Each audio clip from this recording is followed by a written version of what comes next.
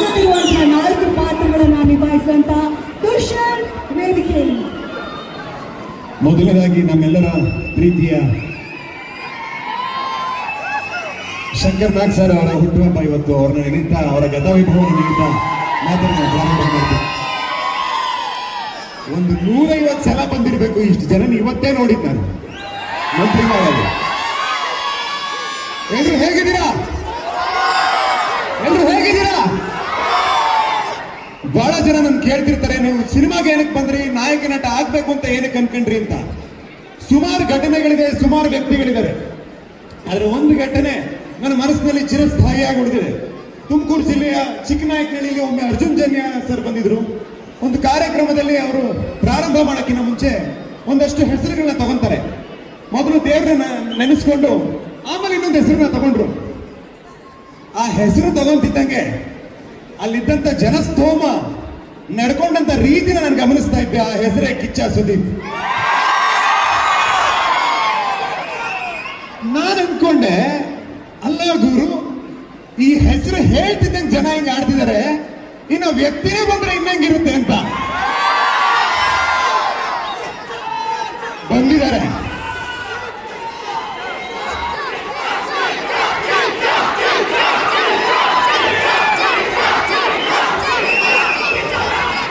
ಆ ವ್ಯಕ್ತಿನೇ ಬಂದ್ರೆ ಹೇಗಿರುತ್ತೆ ಅಂತ ಅನ್ಕೊಂತಾ ಇದ್ದೆ. ಆದ್ರೆ ನನ್ನ ಸಿನಿಮಾ ಟ್ರೈಲರ್ ರಿಲೀಸ್ಗೆ ಬಂದಿದ್ದಾರೆ ಅಂದ್ರೆ ನನಗೆ ತುಂಬಾ ಖುಷಿ ಆಗ್ತಾ ಇದೆ.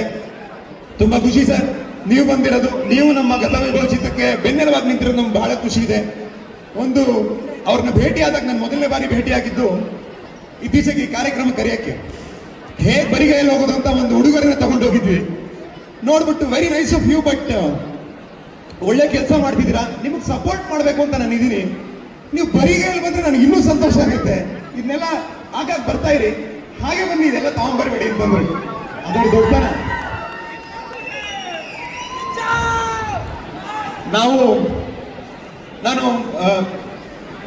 ನಾನು ಲಂಡನ್ ನಲ್ಲಿ, ಬ್ರಿಟನ್ ನಲ್ಲಿ LLB ಮಾಡಬೇಕಾದ್ರೆ 3 ವರ್ಷಗಳ ಕಾಲ ಬೇರೆ ಬೇರೆ ಚಿತ್ರಗಳ ತುಣುಕುಗಳನ್ನ ಒಂದಷ್ಟು ತೆರೆ ಮೇಲೆ, ಒಂದಷ್ಟು ಮಿರರ್ ಮುಂದೆ ಪ್ರಾಕ್ಟೀಸ್ ಮಾಡ್ತಾ ಇದ್ದೆ. ಅದಾದ್ಮೇಲೆ ನಾನು 2017ಕ್ಕೆ ಭಾರತಕ್ಕೆ ಬಂದಾಗ ಬೀದಿ ನಾಟಕ, drama, short movie, martial arts, gymnastics, dance, 20 kg ದೇಹದ ತೂಕ ಇಳಿಸೋದು, ಅಭಿನಯ ಶಾಲೆಗಳಲ್ಲಿ ತರಬೇತಿ ತಗೊಳ್ಳುವಂಥದ್ದು, ಮತ್ತೆ ಆಕ್ಟಿಂಗ್ ವರ್ಕ್ಶಾಪ್ಸ್ ಮಾಡುವಂಥದ್ದು, ಈ ತರ ತಯಾರಿಗಳು ಮಾಡ್ಕೊಂತ ಇದ್ದೆ. ಅದಾದ್ಮೇಲೆ ಸಿಂಪಲ್ ಸುನೀಲ್ ಸರ್ ಅವರ ಒಂದು ಇಂಟ್ರೊಡಕ್ಷನ್ ಆಯ್ತು. ಅವ್ರ ಜೊತೆ ಭೇಟಿಯಾಗಿ 1.5 ವರ್ಷ 2 ವರ್ಷ ಅವ್ರ ಜೊತೆ ಒಂದು ಪ್ರಯಾಣ ಆಯ್ತು. ಅದಾದ್ಮೇಲೆ 2022ಕ್ಕೆ ಗತವೈಭವದ ಚಿತ್ರೀಕರಣ ಪ್ರಾರಂಭ ಆಯಿತು. ಅಲ್ಲಿಂದ 3 ವರ್ಷ ಹಿಡಿತು. ಅಲ್ಲಿಗೆ ನಾನು ನಟನೆ ಆಗಬೇಕು ಅಂತ ಹೇಳಿ ಪ್ರೊಫೆಷನಲ್ ಟ್ರೈನಿಂಗ್ ನ ಪ್ರಾರಂಭ ಮಾಡಿ 8 ವರ್ಷಗಳಾಯ್ತು.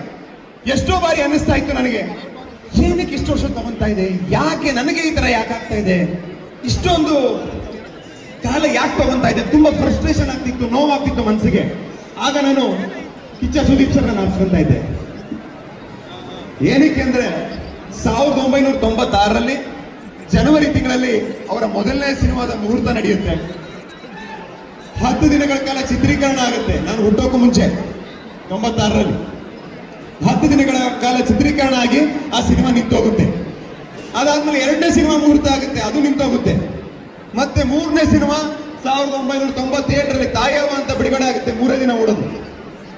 ಅದಾದ್ಮೇಲೆ 4ನೇ ಸಿನಿಮಾ ಸ್ಪರ್ಶ ಬಿಡುಗಡೆ ಆಗುತ್ತೆ, ಒಳ್ಳೆ ಪ್ರತಿಕ್ರಿಯೆ ವ್ಯಕ್ತ ಆಗುತ್ತೆ. ಆದ್ರೆ ಕರ್ನಾಟಕ ಬಂದು ಬೇರೆ ಬೇರೆ ಒಂದು ದುರ್ಘಟನೆಗಳಿಂದ ಅವರ 5ನೇ ಸಿನಿಮಾ ಬಂತು. ಹುಚ್ಚ ಸಿನಿಮಾದಲ್ಲಿ ಕಿಚ್ಚ ಪಾತ್ರ ಮಾಡಿದ್ರು. ನಾನು ಅನ್ಕೊಂತಾ ಇದ್ದೆ, ಇಂಥ ಒಬ್ಬ ಅದ್ಭುತವಾದ ಕಲಾವಿದರು ಕೂಡ 5-6 ವರ್ಷ ಹಿಡಿತಾ ಜನರ ಮನಸ್ಸಿನಲ್ಲಿ ಒಂದು ಜಾಗ ಮಾಡೋದಕ್ಕೆ, ಒಂದು ಒಳ್ಳೆ ಪಾತ್ರ ಸಿಗೋದಕ್ಕೆ ಇಷ್ಟು ಕಷ್ಟ ಬೀಳ್ಬೇಕಾಯ್ತು. ಅವರೇ ಇಷ್ಟು ಕಷ್ಟ ಬೀಳ್ಬೇಕಾಯ್ತು ಅಂತಂದ್ರೆ ನಾವು 7-8 ವರ್ಷ ಶ್ರಮ ಪಡೋದೇನು ದೊಡ್ಡ ವಿಚಾರ ಅಲ್ಲ ಬಿಡು ಅಂತ. ನಮ್ಮ ತಂದೆಯವರು ಯಾವಾಗಲೂ ಹೇಳ್ತಿರ್ತಾರೆ, ಒಂದು ಶಿಲೆ ಆಗಬೇಕು ಅಂದ್ರೆ ಕಲ್ಲಿಗೆ ಪೆಟ್ಟು ಬೀಳ್ಬೇಕು ಅಂತ. ಬಿದ್ದಿದೆ. 8 ವರ್ಷಗಳ ನಂತರ ಇವತ್ತು ಗತವೈಭವ ಆಗಿದೆ. ನಿಮ್ಮ ಮುಂದೆ ನವೆಂಬರ್ 14ಕ್ಕೆ ಬರ್ತಾ ಇದ್ದೀವಿ. ಆಶಿಕಾ ರಂಗನಾಥ್ ಅವರು 20 ಚಿತ್ರಗಳಲ್ಲಿ ನಟಿಸಿರುವಂತ ಸುದೀಪ್ ಸರ್ ಜೊತೆ ನಟನೆ ಮಾಡಿದ್ದಾರೆ, ಚಿರಂಜೀವಿ ಸರ್ ಜೊತೆ ನಟನೆ ಮಾಡಿದ್ದಾರೆ, ಗಣೇಶ್ ಸರ್ ಜೊತೆ, ಹೀಗೆ ನಾಗಾರ್ಜುನ ಸರ್ ಜೊತೆ, ಹೀಗೆ ಹಲವಾರು ದೊಡ್ಡ ದೊಡ್ಡ ಕಲಾವಿದರ ಜೊತೆ, ದೊಡ್ಡ ದೊಡ್ಡ ನಿರ್ದೇಶಕರ ಜೊತೆ ಕೆಲಸ ಮಾಡಿರುವಂತ ನಟಿ. ನನ್ನ ಮೊದಲನೇ ಚಿತ್ರದಲ್ಲಿ ಅವ್ರ ಜೊತೆ ನಟನೆ ಮಾಡುವಂತ ಅವಕಾಶ ಸಿಕ್ಕಿದ್ದು ನನ್ನ ಅದೃಷ್ಟ ಅಂತ ನಾನು ಅನ್ಕೊಂಡಿದ್ದೀನಿ. ಅವರು ಒಂದು ಕುಟುಂಬದ ಸದಸ್ಯರಾಗಿ ಹೋಗ್ಬಿಟ್ಟಿದ್ದಾರೆ ನಮಗೆ.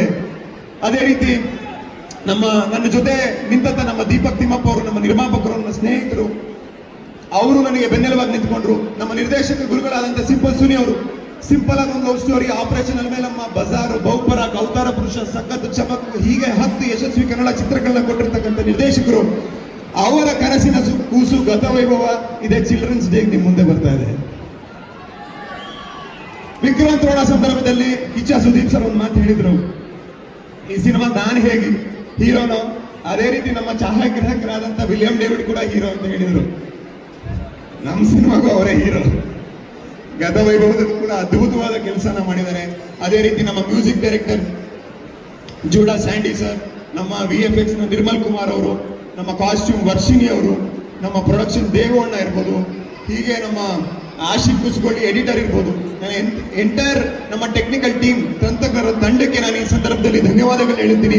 ಯಾಕಂದ್ರೆ ಈ ಕಾರ್ಯಕ್ರಮದ ಮುಖಾಂತರ ಅವರೆಲ್ಲರೂ ಶ್ರಮಕ್ಕೆ ನಾವು ಧನ್ಯವಾದ ಹೇಳುವಂತ ಒಂದು ಅವಕಾಶ ಸಿಕ್ಕಿದೆ. ಒಂದು ನನಗೆ ನೆನಪಿರುವಂಥದ್ದು, ಪ್ಯಾನ್ ಇಂಡಿಯಾ ಅನ್ನೋ ಪದ ನಿಮ್ಮ ಕಿವಿಗಳಿಗೆ ಯಾವಾಗ ಬಿದ್ದಿದ್ದು? ಯಾವ ವರ್ಷದಲ್ಲಿ ಪ್ಯಾನ್ ಇಂಡಿಯಾ ಅನ್ನೋ ಪದ ಯಾವ ವರ್ಷದಲ್ಲಿ ಬಿದ್ದಿದ್ದು ನಿಮ್ಮ ಕಿವಿಗೆ?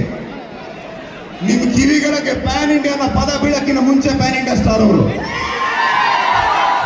ಆ ಪದನೇ ಗೊತ್ತಿರಲಿಲ್ಲ ನಮ್ಮ ಜನಕ್ಕೆ, ಅವಾಗಲೇ ಪ್ಯಾನ್ ಇಂಡಿಯಾ ಸ್ಟಾರ್ ಅವರು ಬಹಳ ಒಬ್ಬ ಒಳ್ಳೆ ತಂತ್ರಜ್ಞರು ಕೂಡ, ಟೆಕ್ನಿಕಲಿ ತುಂಬಾ ಸ್ಟ್ರಾಂಗ್ ವ್ಯಕ್ತಿ.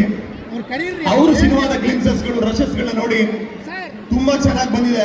You are looking good man, you done a good job, you done a good job, looking good man ಅಂತ ಹೇಳಿ ತುಂಬಾ ಪ್ರಶಂಸೆ ವ್ಯಕ್ತಪಡಿಸಿದ್ರು. ಸಿನಿಮಾ ಸ್ಕೇಲ್ ಬಗ್ಗೆ, ಬಜೆಟ್ ಬಗ್ಗೆ ಒಳ್ಳೊಳ್ಳೆ ಮಾತುಗಳನ್ನ ಆಡಿದ್ರು. ಈಗಲೂ ಕೂಡ ಮಾತಾಡ್ತಾರೆ ನಮ್ಮ ನಂತರ. ಸೊ ಅವರಂತೂ ಒಬ್ಬ ಟೆಕ್ನಿಕಲಿ ವಿಚಾರವಂತರು ಬಂದು ನಮ್ಮ ಸಿನಿಮಾಗೆ ಬೆನ್ನೆಲುಬಾಗಿ ನಿಂತ್ಕೊಂಡಿರುವಂಥದ್ದು, ಒಳ್ಳೊಳ್ಳೆ ಮಾತುಗಳನ್ನ ಆಡಿರುವಂಥದ್ದು, ನಮಗೆ ಪ್ರೋತ್ಸಾಹ ಕೊಟ್ಟಿರುವಂಥದ್ದು ಬಹಳ ದೊಡ್ಡ ವಿಚಾರ. ನವೆಂಬರ್ 14ಕ್ಕೆ ಗತವೈಭವ ನಿಮ್ಮ ಮುಂದೆ ಬರುತ್ತೆ. 4 ಸಿನಿಮಾನ ಒಂದೇ ಟಿಕೆಟ್ ದುಡ್ಡು ನೋಡ್ತೀರಾ? 4 ಸಿನಿಮಾನು ಒಂದು ಟಿಕೆಟ್ ದುಡ್ಡಲ್ಲಿ ನೋಡಿದಾಗೆ. ಪುನರ್ಜನ್ಮದ ಕಥೆ ಇದು. ದೇವಲೋಕದ ಸಮುದ್ರ ಮಂಥನದಿಂದ ಹಿಡಿದು 1498ರಲ್ಲಿ ಭಾರತಕ್ಕೆ ಸಮುದ್ರ ಮಾರ್ಗವನ್ನ ವಾಸ್ಕೋ ಡ ಗಾಮ ಕಂಡುಹಿಡಿಯೋದ್ರಿಂದ ಹಿಡಿದು ಮತ್ತು 20ರ ದಶಕದಲ್ಲಿ, 20ರ ಶತಮಾನದಲ್ಲಿ ಒಂದು ಸ್ವತಂತ್ರ ಸಂಗ್ರಾಮದ ಸಂದರ್ಭದಲ್ಲಿ ಒಬ್ಬ ಕಂಬಳವೀರನ ಕಥೆ, ಅಲ್ಲಿ ಒಂದು ತುಂಬಾ ಡಿವೈನ್ ಒಂದು ಲವ್ ಸ್ಟೋರಿ, ಒಂದು ನಿಷ್ಕಲ್ಮಶವಾದ ಪ್ರೀತಿ, ಇದೆಲ್ಲದೂ ಕೂಡ ಪ್ರಸ್ತುತ ಇವತ್ತಿಗೆ ಕನೆಕ್ಟೆಡ್ ಅನ್ನೋ ರೀತಿ 4 ಜನ್ಮದ ಕಥೆ ಗತವೈಭವ ನಿಮ್ ಮುಂದೆ ಬರ್ತಾ ಇದೆ. ಸುದೀಪ್ ಸರ್ ಕೂಡ ಮೆಚ್ಚಿ ನಮ್ಮ ತಂಡಕ್ಕೆ ಆಶೀರ್ವಾದ ಮಾಡೋದಕ್ಕೆ, ಬೆಂಬಲ ಕೊಡೋದಕ್ಕೆ ಇಲ್ಲಿ ಬಂದಿದ್ದಾರೆ. ಇಷ್ಟು ದೊಡ್ಡ ಸಂಖ್ಯೆಯಲ್ಲಿ ಬರ್ತೀರಾ ಅಂತ ನಾನು ಅನ್ಕೊಂಡಿರ್ಲಿಲ್ಲ. ಎಲ್ಲರೂ ಬಂದಿದ್ದೀರಾ. ನಮಗೂ ಕೂಡ ಸುದೀಪ್ ಸರ್ ಇಂದ ಮಂತ್ರಿ ಮಾವನ್ನ ಈ ತರ ನೋಡುವಂತ ಒಂದು ಅವಕಾಶ ಸಿಕ್ಕಿದೆ. ಹಾಗಾಗಿ ನೀವೆಲ್ಲರಿಗೂ ಧನ್ಯವಾದ ಹೇಳ್ತಾ ನನ್ನ ಮಾತನ್ನು ಮುಗಿಸ್ತೀನಿ. ಜೈ ಹಿಂದ್, ಜೈ ಕರ್ನಾಟಕ ಮಾತು.